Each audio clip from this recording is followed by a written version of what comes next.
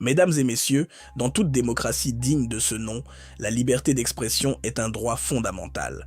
Mais cette liberté s'accompagne d'une obligation tout aussi essentielle, celle de répondre de ses affirmations lorsqu'elles concernent la sécurité publique. Joseph Olangankoy a publié sur les réseaux sociaux un bilan faisant état de 10 morts, 15 disparus et 176 blessés graves.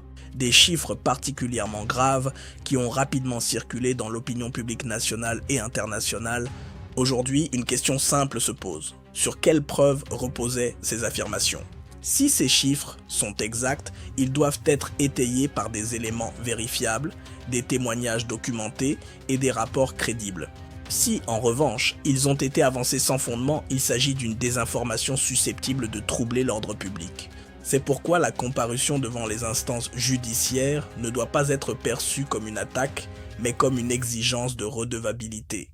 Dans une période où la RDC fait face à d'importants défis sécuritaires, les leaders ont le devoir de privilégier les faits plutôt que les rumeurs.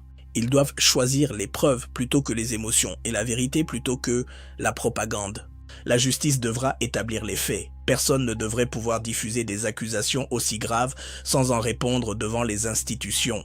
La vérité doit être connue, les responsabilités assumées, et le peuple congolais mérite des informations exactes et transparentes. Fin de l'impunité médiatique ou simple clarification judiciaire. L'avenir nous le dira. C'était BM pour ATN.